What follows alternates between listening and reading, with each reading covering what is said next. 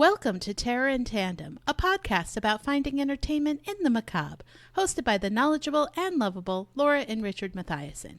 Each episode, we discuss the horror genre, from books to film to TV and beyond, sometimes even from the beyond. You can find us on YouTube and Instagram at Terror in Tandem, and you'll always find our latest episode on our website, terrorintandem.com. Hi, everybody. Hi. Oh, boy. Welcome. Jeez Louise, I'm going out of my mind over here. Why? So many psychological problems. Oh, yeah, you do. I mean, it's true. We And both psychiatric. do. We all do. Is there a difference? Well, I guess I've never heard the term psychological problems. Psychiatric problems? I think I've heard the term I've heard it both psychological ways. problems. Heard it both ways? Yeah. Yeah? If someone has psychiatric problems, is that like they're unmedicated, and psychological problems is just like I'm just having a rough time? I think that psychological problems can be anxiety that you have on occasion. And psychiatric problems can be bipolar that needs to be maintained by medication. That's what I'm saying. Like, if I'm describing somebody, do I find out if they're seeing an LCSW or a full-on MD? I mean, geez, this is tough. I don't think that it's any of your business. I think HIPAA laws protect that. I think that's crazy. Oh. Anyway, so what is going on with us and you? Oh, so many things. I mean, we've been catching up, watching some movies that we recommended just to make sure we're on the straight and narrow. And let's just say we might have a little apologizing to do at the end of the year. Some of them didn't work out. Listen, our hits and misses is going to be interesting this year. That's the second part of that, folks, is misses. Yeah. What did you think? It was me being respectful to my wife? I will tell you that the books that I've been recommending, I am reading through them as quickly as possible. At a clip. And there's some great ones. Yeah. I would say that my number one book this year, it's hard to pick a number one book, but for the purposes of the pod, and horror related, I would say Running Tight, number one. Please and number two. Please take longer. And?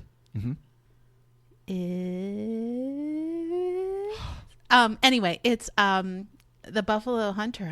I thought it might be. Yeah. And also the S.A. Cosby. Oh, is it? It's Cosby?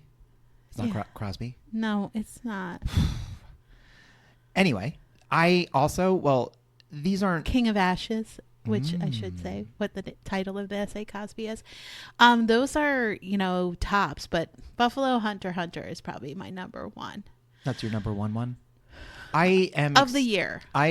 This is the year of broadening my author horizons, as in reading new people to me.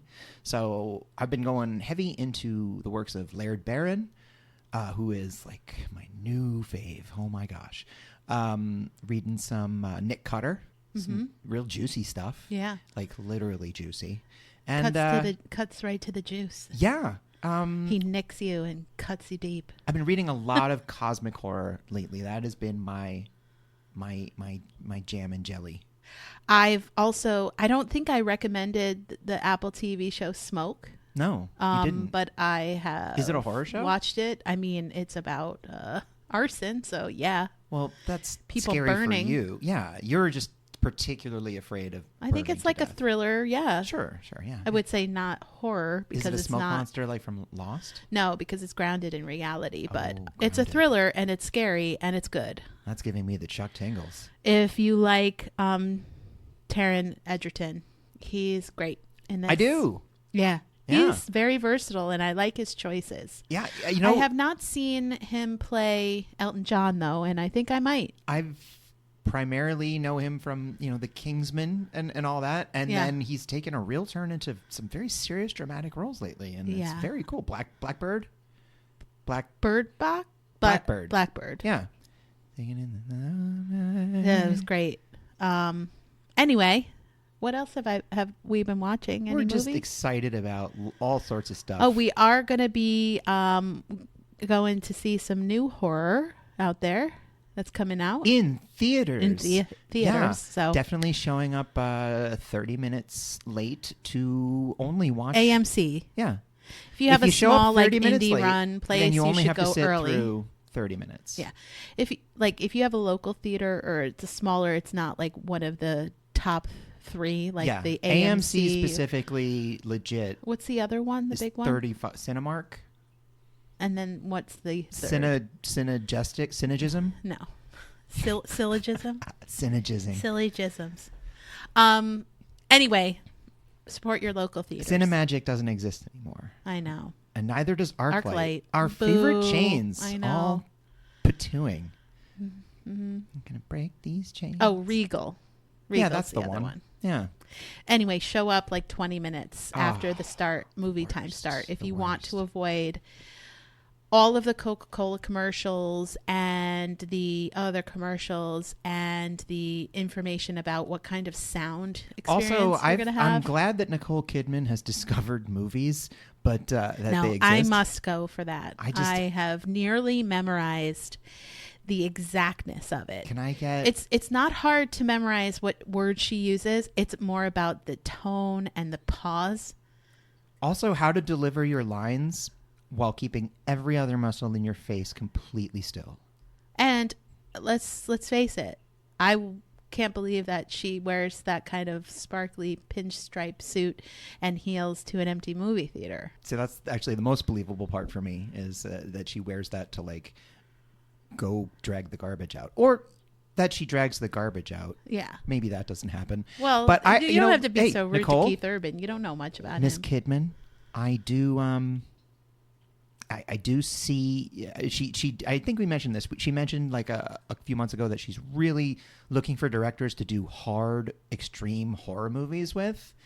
Female And, directors. Yes. So Claire Fargeet and Claire Denis, Coralie Fargeet and Claire Denis, excuse me, are out there. Yeah. Let's make this fucking out there happen. screaming. Yeah. Or there's other people too. the woman who directed Raw and Titan. What's her? De Tourneau, I think. Anyway, all these French ladies making sick ass movies. Let's they're pissed. Make this happen, Nicole. They should be. The French ladies have had a really horrible year. So what are we going to talk about today? Oh gosh, let's lighten things up with good old psychological horror. That's I'm sorry, what? No, I'm not going to hurt her. I love Stop her. it. I think that this is a good entry point for people who maybe shy away from horror a little bit. You want to like really get inside your brain, play around a bit. This is a good one. I approach this very differently. Oh. The things that I'm going to be discussing are extremely not what I would recommend for entry-level horror. Well, that's a you thing. That is a me thing. Yeah, yeah. I mean, when you say I psychological would say horror, psychological horror as a subgenre is a good entry point So- for people who don't like the blood and gore of horror. I would say it's a good place for those of you who have become hardened and calloused to the horrors and pleasures life has to offer and are looking to push your sanity right up to the edge of abyssal madness.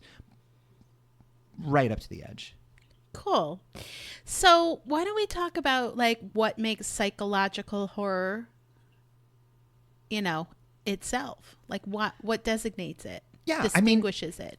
That is why I'm interested to talk about this, because I struggle with that. It's, for me, it's an extremely nebulous term that I put this episode, we've delayed this episode a little bit, recorded other things in between because I really had a hard time defining this for myself. And then it sort of broke through for me. I had a breakthrough. But I know you have some thoughts. Well, share. No, you go first. Mine's better as a Okay. Well, here's some things that kind of why I, what tingles my brain, Chuck squirrels. Tingles? Oh, yeah.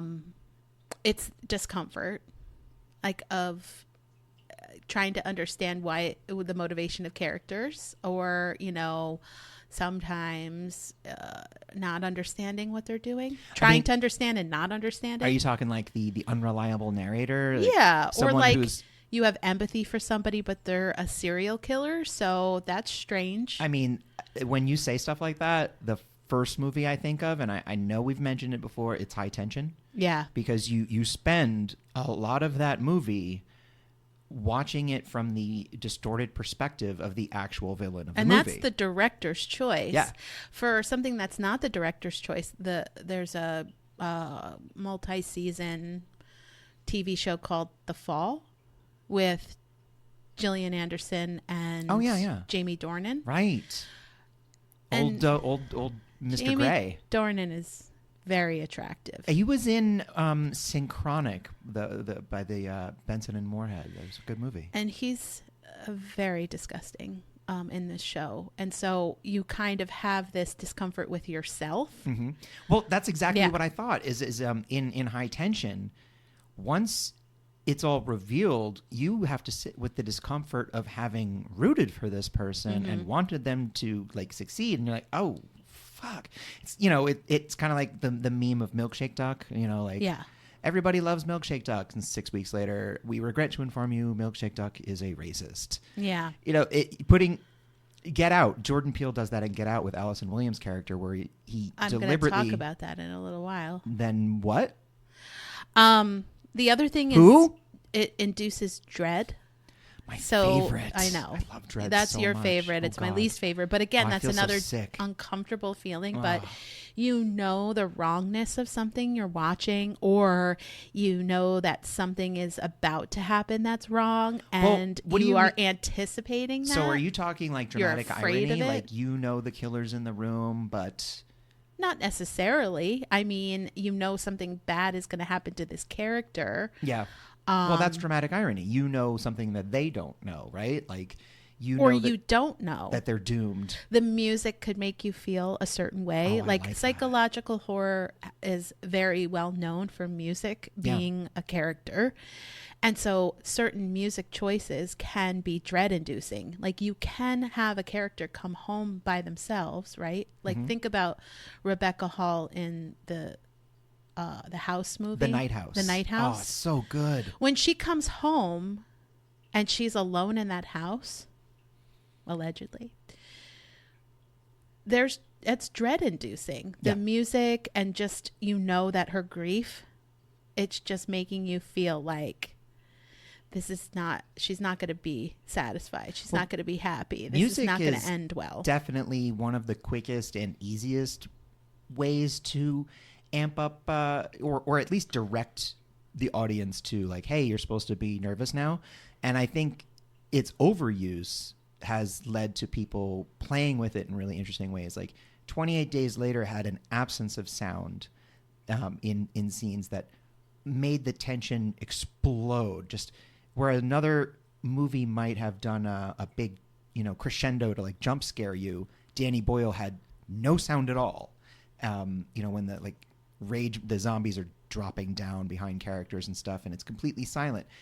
And then 28 years later, which we just saw, the end scene had a very reminiscent a Droogs, Clockwork Orange homage Spoiler to alert. upbeat, happy music. Yes, which was or like it was sort of like a Benny Hill slapstick style. Yeah, like Spike Jones type music, and it's the juxtaposition of the like ridiculous with the atrocity. It creates a perverse, obscene feeling that makes you really uncomfortable. Yeah. So the discomfort of the absence of sound or music, yeah, and the discomfort of the juxtaposition between what you're seeing happening and the music. Well, going into sound a little bit more. What's that?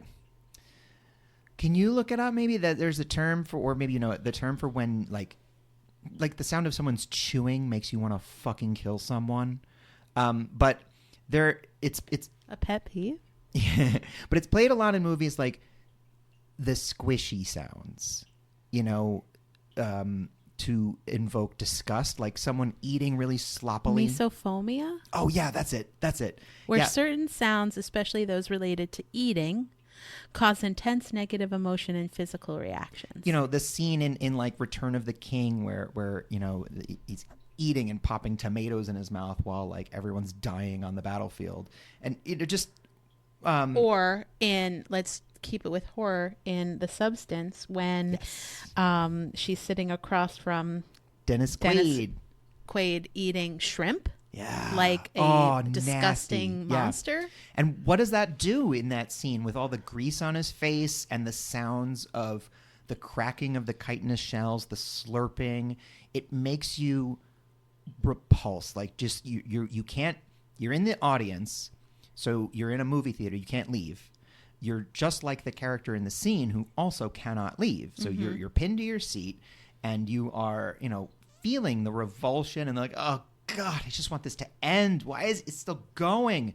And the scene gets dragged out a little bit because the director knows you want it to end, and that to me that's like the fun and the pinnacle of psychological horror. Why it's so hard to pin down as its own genre, because it's sprinkled in Yes. so many movies. Yes. Like it's an element because that was a body horror subgenre movie. I think that's kind of where I started to loosen up about this a little bit, is when I'm like, well, it's not maybe its own specific genre as opposed to like an element of, tension or an element of a particular kind of movie. Like there are kinds of movies that fuck you up a little bit. and books. So for sure. I would say Books? one of the things, maybe, I don't know if true horror fans might have a little bone of contention with me recommending intense thrillers for this podcast, but it is psychological horror. Those are typically really play on the psychological horror of it. I like the And big I think umbrella thriller of is horror. just a category to put books and movies in so that they are more marketable. Oh, hard agree. I mean, you and I remember the 90s. Hard agree. Is that dumb? No, Is that not something I cool think people we should say? make that happen. Do people not say that? No, let's who are- make hard agree happen. hard agree. I enthusiastically and with verve. Now Concur. you're ruining it. I do that. You do. Shit. Always just end it already. Hard disagree. I That's not good. I remember, in the 90s, horror had a dirty connotation. So, like you'd go into Blockbuster and a lot of them didn't have a horror section, which was not my favorite thing. Or if they did, it was like one panel of one row. And we've talked about this with our Stephen King deep dive, is that he has been plugged into this genre of horror, but not all of his books fit into that. And I know he's very successful, so he's made it really work for him. But sometimes when you say this is a horror movie, but maybe it's a psychological. Well, we all come into things with our own bias. Yeah.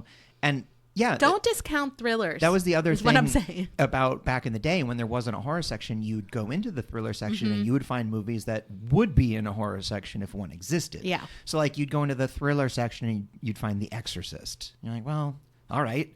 They just didn't want to call it horror for that exact reason. It just was Either like, typecasting. ugh. They don't This- call it honestly, horror for typecasting, or they do call it horror for marketing. This was the era where like the gatekeeping movie reviews of like Roger and Hammerstein? Ebert, Siskel and Ebert, Roger Yeah. Ebert, Siskel and Ebert, and that other guy from Leonard Maltin, Mm-hmm. where they were like the real cultural gatekeepers, and they did not like horror movies. So Yeah.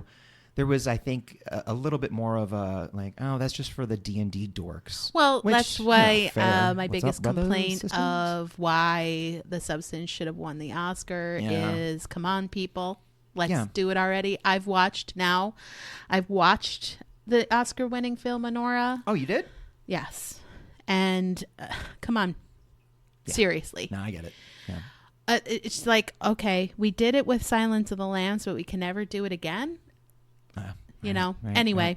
Well, I don't know, man. I'm thinking Sinners is a hard contender this year for Best Picture and Best Director. I think it needs to be re-released in November, December, It might be.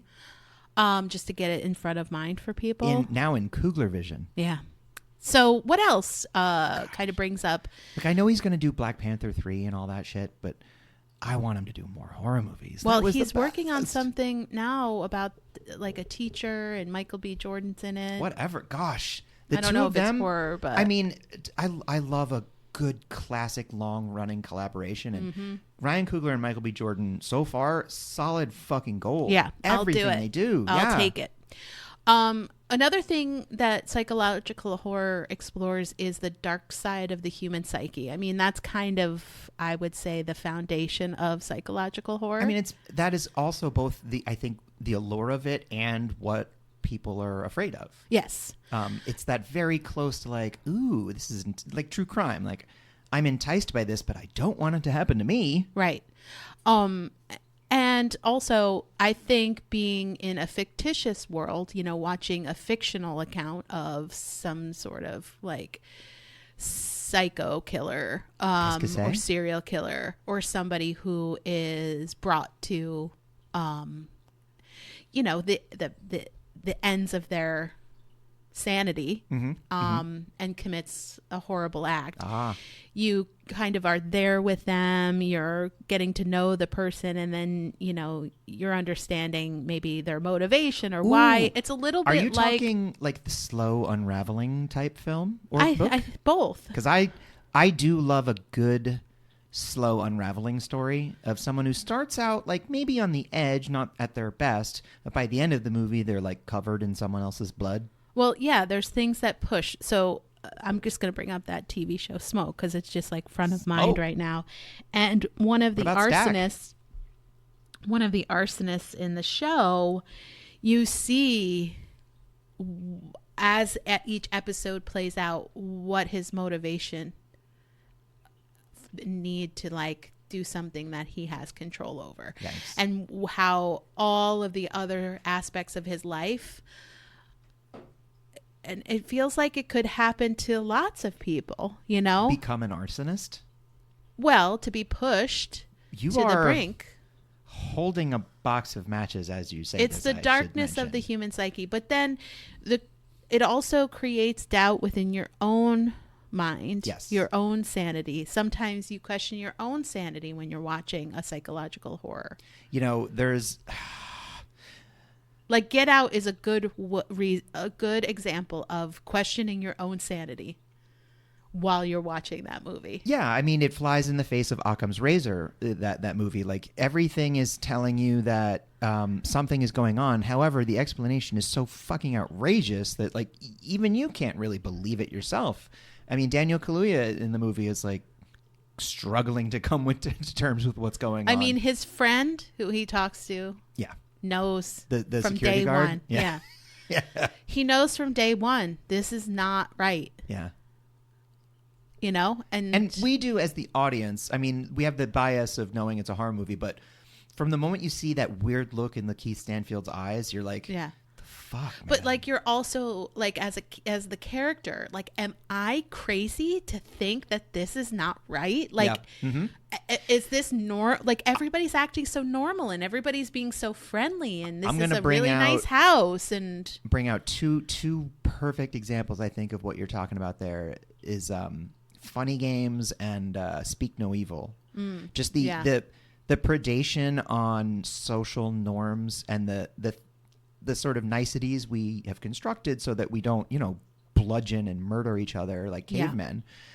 That can also be used against us. And Speak No Evil and Funny Games, these people get away with what they do because they're allowed to. And Speak No Evil, like literally at the end of the movie says, "I did this to you because you let me." Yeah. Or in The Strangers when they're like, why are you doing this? You were home. Yeah. But the idea of like, your weakness is that you played by the rules, did everything correctly, and are completely innocent and don't deserve this. And that's the thing too, is when you're working, when you encounter somebody who has is not operating with the same mental mechanics that you are operating with, and you think you can staring hard at me while you say that. You think you can nice your way out of it. Jeez. If you're nice enough, they're going to let you go. If you plead and beg, they're going to let you go. Things like that. Never let you go. Ever. They don't always work because the person lacks empathy, or the person has a plan, and this is part of the plan. It's a well thought out plan. Also, one thing psychologically to understand about a serial killer is I saw this explanation by like an instructor of criminology, that if you think about serial killers I do. Like, having all the time. a personality that is one side of a cube. And that serial killer side is only let out when they are going to execute a plan. Mm-hmm. The other sides of the cube are their work persona. They're at home as a husband or, wife persona. Like very, very few female serial killers, just saying. And the other side of the cube is like just in general, like with your family persona. So you flip the sides of the cube whenever you need to bring out that persona. So it's not even like you can rationalize with this person who is maybe your coworker, right? Because you know their work persona, but they don't have that persona anymore. It's the serial killer persona. Everything else is compartmentalized. Yeah. So that's terrifying. It is terrifying. I know. And that is like true criminology, understanding.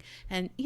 And, listen, you can like it or not, but Criminal Minds does a really good job of showing the darkness of fucking people in the world. That show gave my beloved Mandy Patinkin nightmares. I know. He had to quit because it gave him like PTSD and shit. Or that's what he said. I mean, his character also. That's what happened to his character. He quit the BAU because he couldn't. I think that was like really happening to him in real life. And I think that's what happened to Matthew Gray Grunberg too, which is why he left. I don't know who that Spencer is. Reed. Oh, Spencer.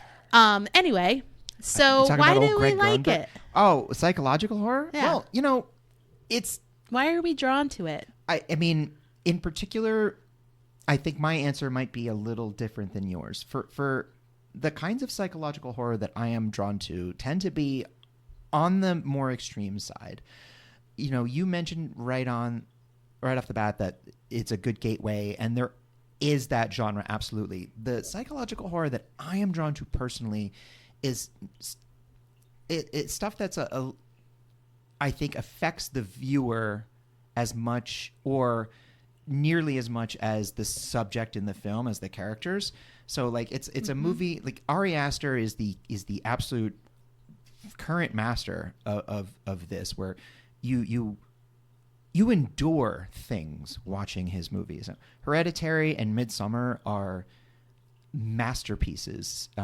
Hereditary especially is it's just, I can't get enough of it. But Beau is Afraid was an unpleasant experience watching because it induced in me very real panic, actual anxiety and panic. And that was masterfully done, and the movie is well crafted, and that is the point of it. But that one pushed me way too far. It was like a 3-hour waking nightmare, and that even as I'm describing it, I understand I'm saying I didn't enjoy it. I still am so completely taken with Ari Aster for his ability to do that. Yeah. The power behind that. So I'm like basically the idiot in the first 5 minutes of every Hellraiser movie where I'm like, ooh, check out this box, pleasures. I'm looking for movies that really push me. Ben Wheatley films, the ones that distort your perception of what's real and what isn't, that you find yourself thinking about a month later, despite having seen 10 movies between that. I'll tell you why I'm drawn to it. So the answer is Q. So most psychological horror is kind of centered around mental and emotional stressors of its characters. And they're like real live monsters, like human monsters. Although some would argue that they're not monsters, they're just humans. Yeah, I mean, that's another thing is that just a very easy word to use to like so they're avoid just humans that are confronted by these things. You connect with these characters that are confronting these emotional and mental conflicts. And then the effect of watching this because there typically is a resolution. Okay, unless you're doing true crime, because there's often not a resolution, but we're talking fictional horror here. So the positive effect is that psychological horror is a vessel for catharsis. Well, I think that's You can find why I out watch horror why of and the any motivation of and how they became this way in a satisfying way, like when you listen to a song, a sad song, and you cry it out. it's like exposure therapy. Yeah, where it's the same it's a thing. Safe, You can have like some sort of relief when you're watching this type it's of a safe horror play out. environment. You know, you're not going to get hurt. Nothing bad's gonna happen to you, and you can explore things that you can only explore in an environment like this, where it's simulated and fake, and everything is for pretend. Yeah. You know, there is.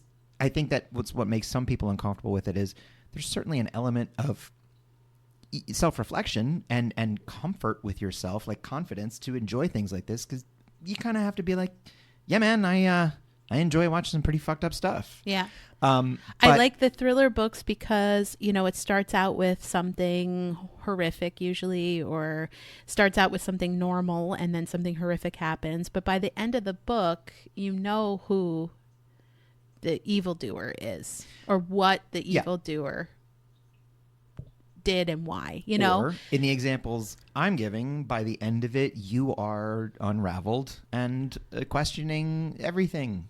And Questioning your own sanity, Yeah. which I mentioned before. that's what I like. Well, let's take a break and we'll get back to talk about some specifics that we like. I swear to God, who said that?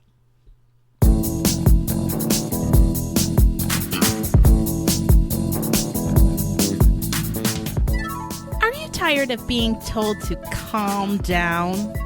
Annoyed at no one believing you when you say you see someone outside, or in the house, or following you home? Finally, a solution for you to prove once and for all you got this. Introducing Final Girl CBD Seltzer. FG CBD Seltzer combines everything you love about that sparkly, bubbly treat with the calming and focused effect of cannabidiol. With just one 12-ounce can of FG CBD, you can make it through every bump in the night, hysterical frenemy outburst, inappropriate or unwanted romantic overtures, and jump scare after jump scare after jump scare. Try our enticing flavors like Redemption Raspberry, Exhausted by Elderberry, Extra Virgin Mary, and Mellow Melon Maniac. With each sip, feel all of the nonsense coming from those around you melt away while you figure out how to get yourself out of this fucking nightmare. This is a fake ad for a fake product on a horror-themed podcast. We do not make this amazing sounding seltzer for any reason, but if we did, this would be a great niche market. But we don't, and most likely won't.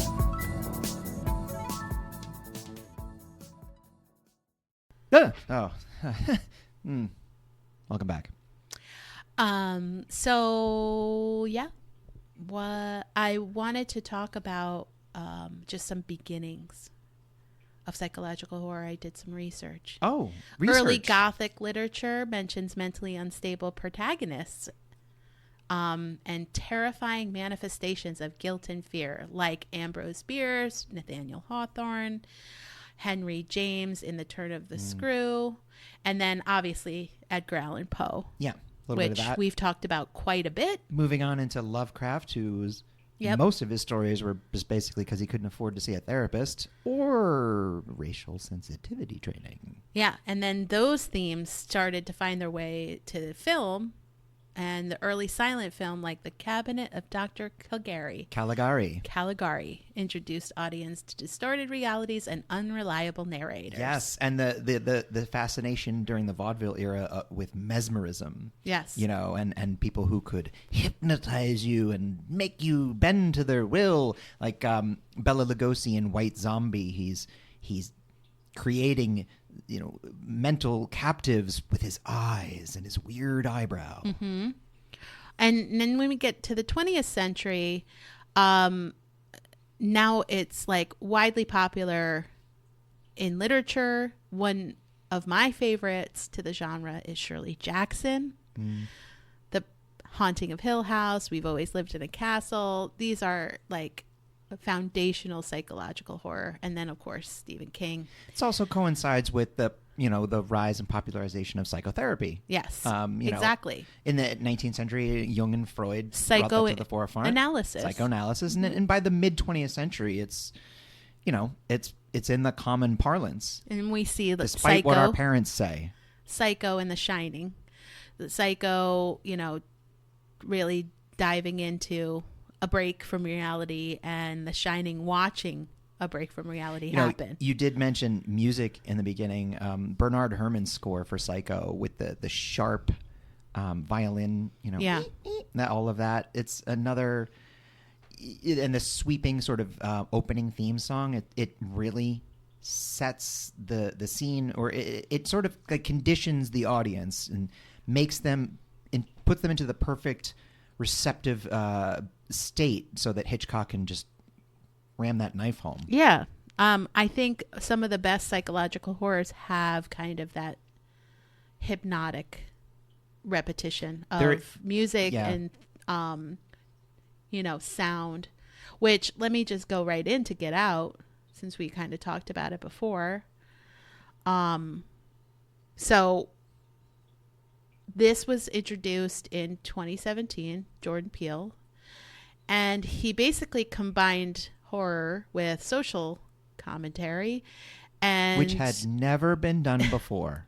Explored racism, socioeconomic divisions, and also keep had your politics out of my horror this movies. Historical sickness of the American culture of slavery, indentured servitude, appropriation, and also the weird sexual perversion of it, and it was So Chris, played by Daniel Kaluuya, spends a weekend at his girlfriend's parents' house.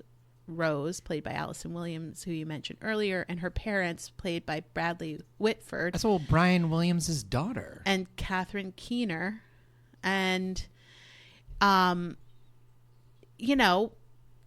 it's horrible. It's what happens to Chris is slow dismantling of his sanity. Catherine Keener is a hypnotherapist, and she uses her abilities, I guess, and her professionalism to get him to comply, and sends him to this really scary place. Yeah. Remember what it's called? Oh, The Further, right? No. Oh no, that's from fucking Insidious. Insidious, yeah. Right? No, is it The Dark Place? Nope.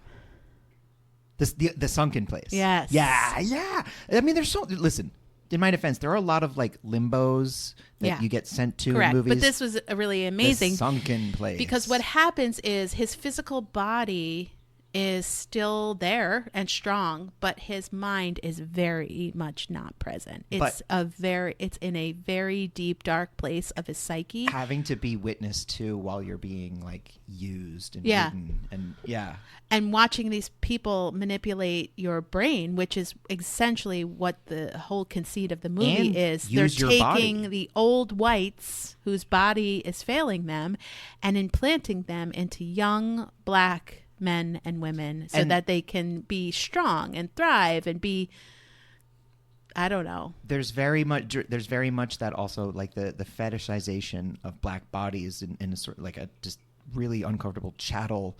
Yeah, that one scene of where it's really just they're just admiring an auction. The physiques, and it's really fucking awful. It's like whenever these tech bros start talking about genetic traits and stuff, you're like, oh God. Yes. Shut the fuck up. And, spoiler alert, what Chris ultimately does is something pretty violent.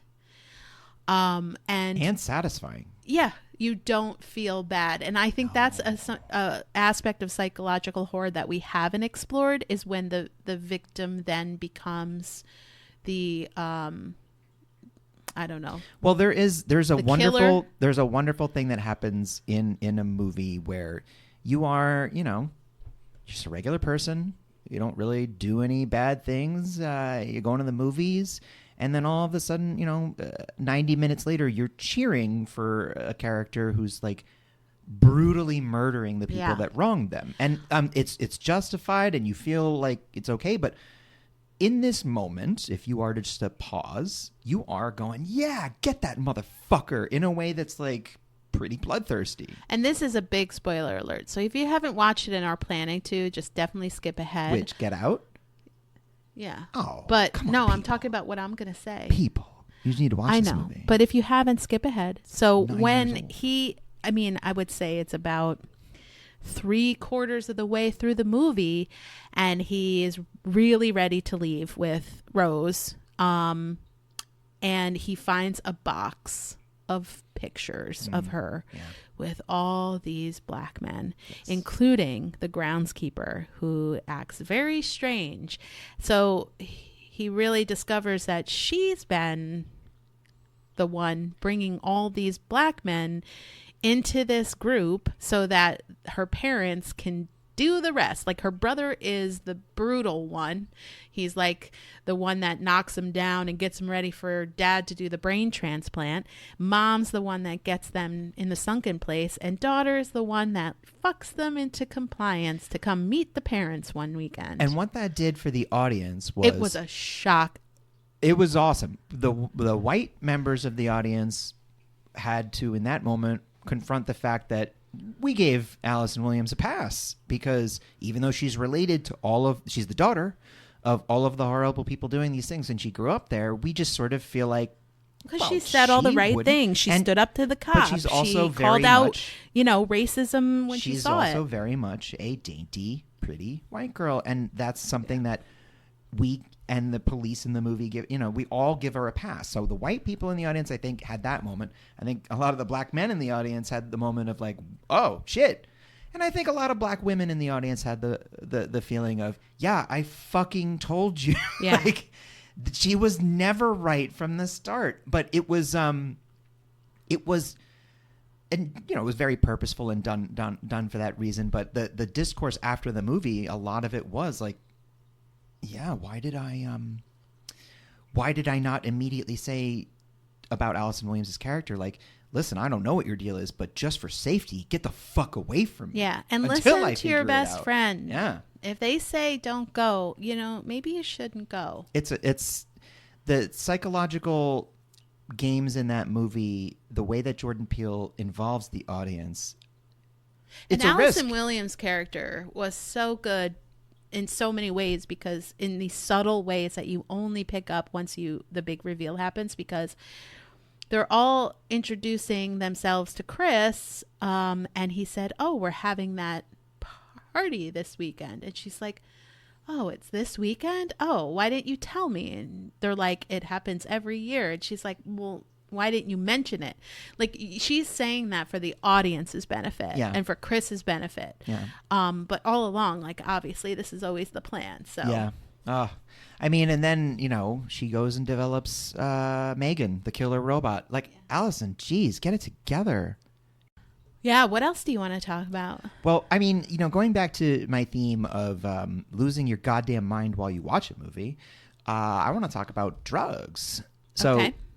Ben Wheatley is the person I am using as an example here, because he often involves mushrooms in his movies, and the visual effects, the way he portrays that in movies like A Field in England or In the Earth is, I'm just going to, spoiler alert, if you've ever been on psilocybin, you know that it distorts the solidity of things. Things sort of breathe, they become less solid. And wet. Yeah. And Things become wet. Exactly. So in Midsommar, there's a lot of that. The flowers breathing on Danny's dress, the opening and closing like that, and things sort of moving. And when directors use those visual tricks to distort, what you're seeing and what you're hearing, it makes you feel, even though as the audience member you're not tripping, probably, And mushrooms are a psychotropic. Yeah. The psilocybin's a psychoactive, it's a psychedelic. It alters your perceptions, your visual, auditory perceptions, and your sense of reality. And when you see that visually in a movie, it's like a little bit of a contact high. You sort of feel like a little weird. A Field in England does this amazingly well because the plot of that movie is they eat a bunch of mushrooms and go insane. But the sound design, the squishy sounds, the weird distorted vision, the fisheye sort of lens distortion, that plays with, I don't know if psychology is the right or psychological, but it makes you sort of like clay. It softens you up a little bit. You don't really know what's going on. You lose your footing a little bit. Well, you don't know what's real and what's not, Yeah. and what to trust and what you like is the drug. And in a movie, that can be hard for viewers. I like a movie where I'm not afraid to just sort of let go and see what's going to happen.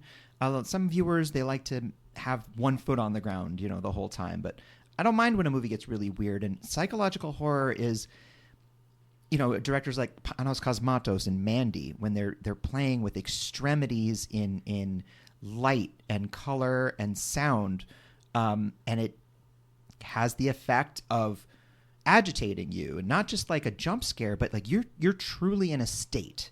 I don't know if that is for everybody. I'm guessing not. Well, remember 12 Monkeys? I very much do. I feel like that's kind of a good example of what you're talking about. Oh, Terry Gilliam does a great job with the super close-up shots of someone's face and like the fisheye view. But also like what's real and what's not, and Yeah. what the characters are perceiving and what you're actually seeing. Yeah, The Others with Nicole Kidman.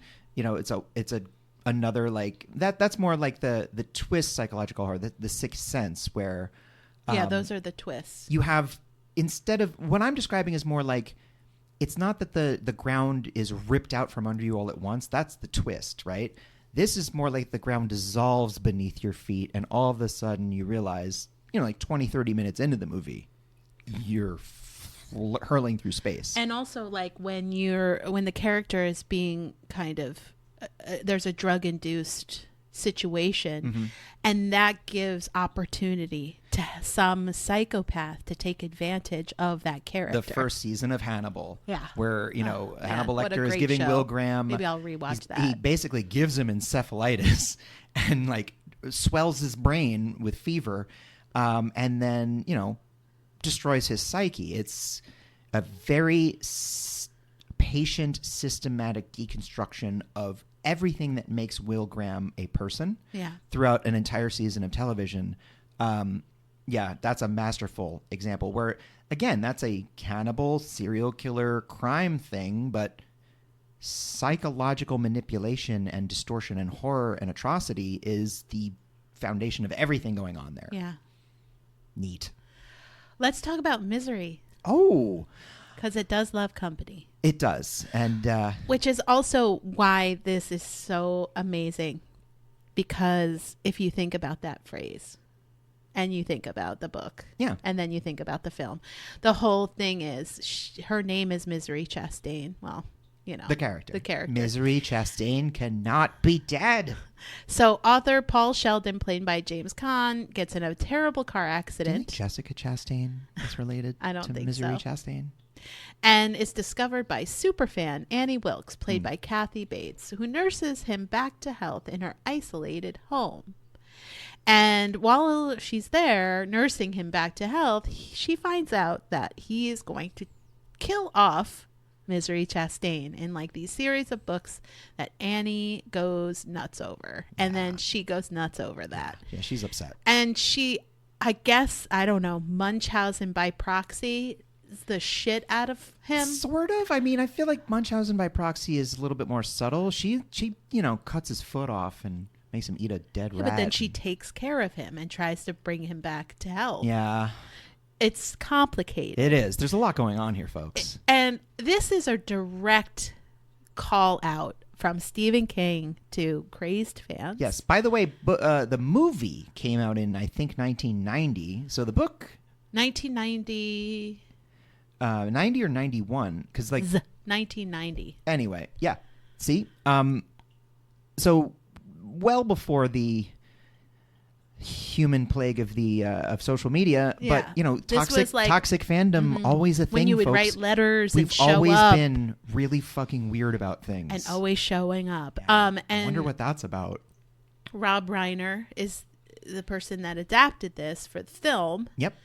And it really did explore psychological horror in a lot of ways. This sense of helplessness, being trapped. You know, you're in Colorado, it's snowing, there's a blizzard, you can't walk, you're in a bed, and this old little nursey lady is helping you. So there's kind of this misconception that you're being cared for until Annie starts to become aggressive. I like how even 35 years ago, she was still kind of an old lady. Yeah, I know.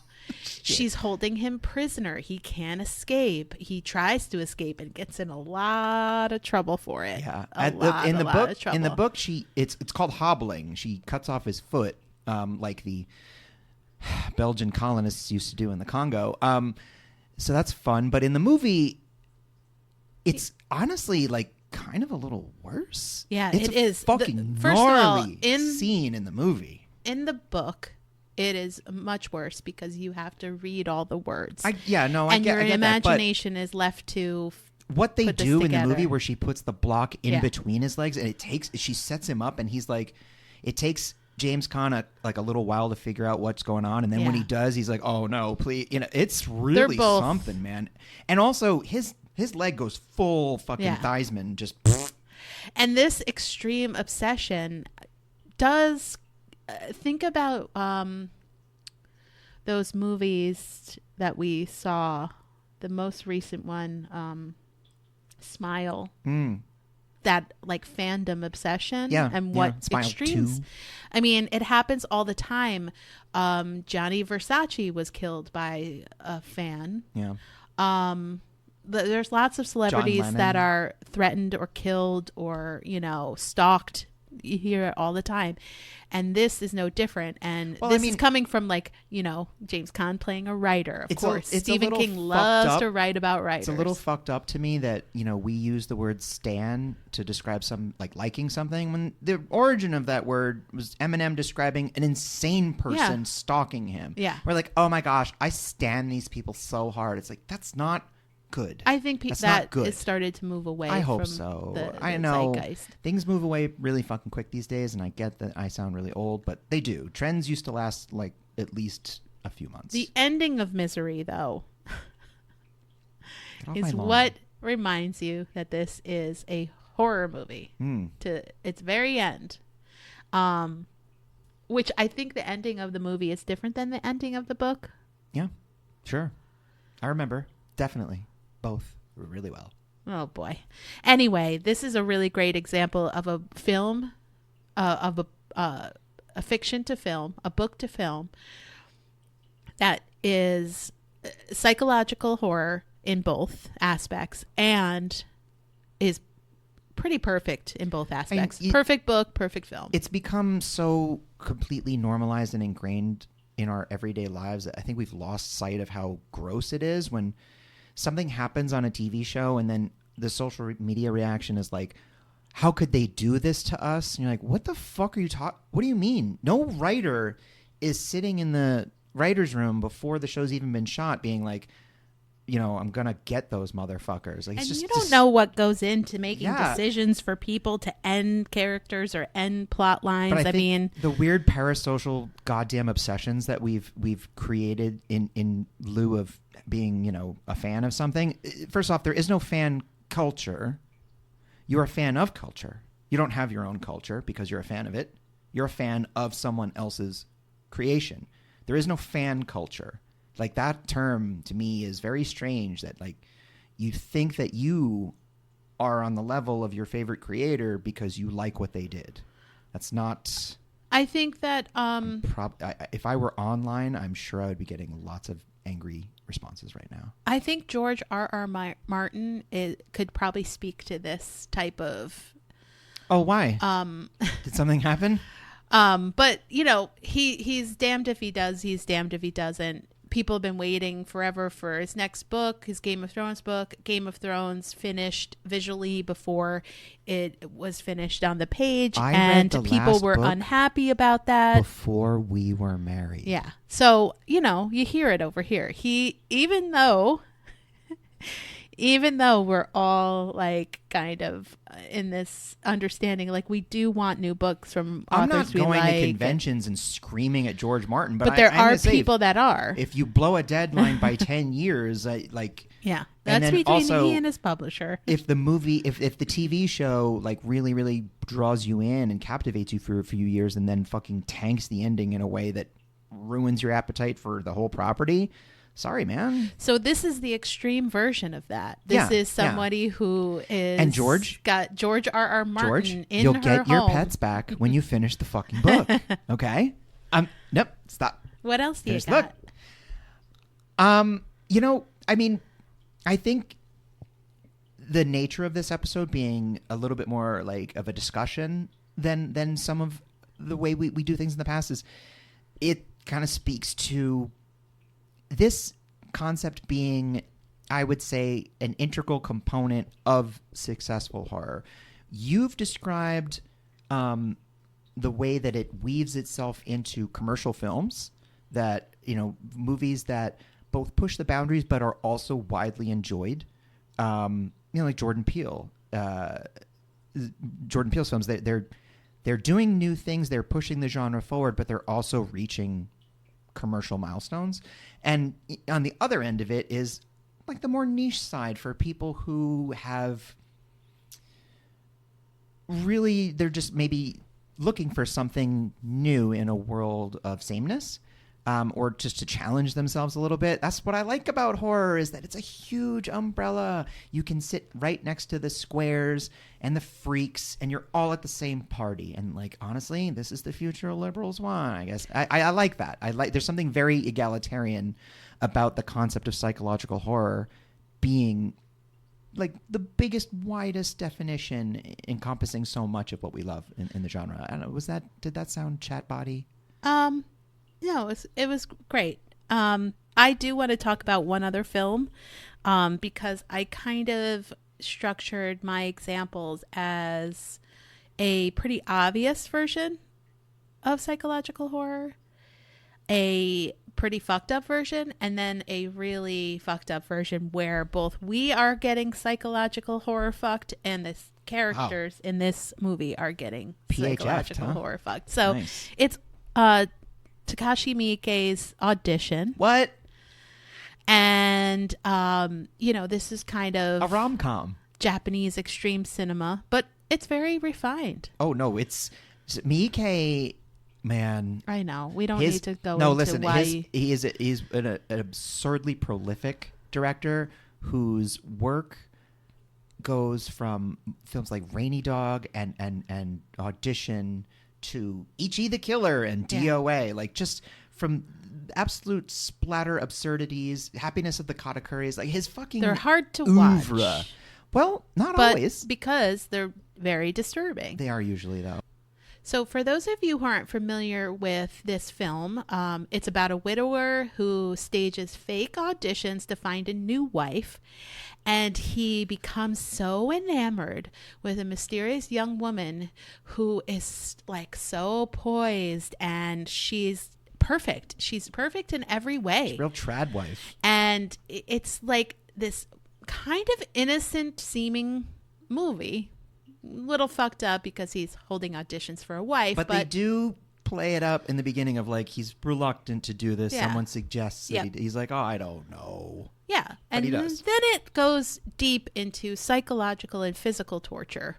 So Miyake, am I pronouncing that wrong? His name? Yeah. The director? Yeah. Miike. Miike spends a lot of the film creating a sense of unease, and that's kind of the dread-inducing part of this film. And then in the final acts of this film, it's called the Kiri Kiri Kiri. It's a torture sequence that's become legendary for unflinching depiction of sadism. Yes. And the psychological implications behind it. So this is not for the casual psychological or even horror fan. I'm surprised you even saw this movie in the first place. Well, you sat me down and made me watch a couple of these. My own psychological torture. I did. Oh yeah. You did. It's a slow burn, and like I said, it sets you up for this enormous climax, and lots of directors love this film. Quentin Tarantino being one of them, which isn't surprising because he's a little bit of a freak. And Ichi the Killer that you mentioned is super like graphically violent. Audition is disturbingly violent. Yes. So it's really interesting. I know this came out a while ago, but 1999. I'm guessing a lot of people haven't seen it. I don't want to get into the specifics of what it is, but just know if anyone, when you're an hour and 25 minutes into the film, know that the last 45 minutes are going to be real disturbingly violent. Hey, Richard, why don't you try acupuncture for your back? Because I've seen Audition. Yeah. And I will never, ever do that. Yeah, if you don't like needles. Or if you've seen this movie when you were a teenager and it set the tone for you forever. Audition. So I just wanted to kind of round it out with the like most sinister extreme version. You know, a quick mention of last year's Red Rooms, because that movie I actually had to go back and check. I ended that movie with the thought that it was much more graphically violent than it was. But we never really saw anything. Nope. In that movie, in the court scenes, they describe the images and you see like a blurry corner of it or a suggestion. But the power of suggestion in that movie, the reaction that people have, sometimes they don't even describe everything. You'll just see them start to describe, and then you see someone like leaving, you know, in a rush because they can't stand to hear it. It's like the end of Grizzly Man, where you see Werner Herzog listening to the last moments of Grizzly Man, and you never hear what happens, but based on the look on Werner Herzog's face, who has seen some shit in his life, you're like, oh my God, that must be the worst thing imaginable. So like Red Rooms did such a beautiful job of suggestion that by the end of the movie, I really thought that it was way gorier than it had been, and it's not. It's a lot of it was you made the images yourself. One and that's thing another about disturbing thing is, as the audience member, you have to realize, like, oh God, I put all that shit together in my own head. That's why psychological thriller books are so great, is because what is your imagination doing? It makes you explore areas of your imagination that if you did it unprompted, you'd be a real fucking sicko. But Red Rooms, just to go back to that, the kind of, I guess, heroine of the film, you still don't know her motivation. I can't say enough good things about this movie. Again, that's like a little bit of a psychological fuck to the audience, because the director is like, well, I'm not going to reveal it. I'm not going to tell you whether this person is good or bad. Fascinating and complicated character studies. It just, holy shit, that movie is top notch. Well, you know, I want to just I'm depressed. Put a disclaimer in here. We are not professionals. We don't pretend to be. We're not diagnosing anybody, and we're not encouraging anybody to use horror as an escape for actually getting help. No, I would encourage people to do the opposite of that. Get actual help if you need it. Yeah. So horror movies are fun, but they're not counseling. I just want to say that. I just want to put that out there, that we are only professional horror movie watchers and consumers. Yeah, and I want to put it out there. You should never listen to anything I say. Yeah, that's correct. God. Never take his advice. No. Just don't do it. I don't even take my own advice, and that's why I'm still alive. But if you want some like kind of conclusive beginnings, middles, and endings, check out some psychological horror. Or more episodes of your favorite Terror in Tandem. And this is only meant to be fun. Bye, everybody. Bye.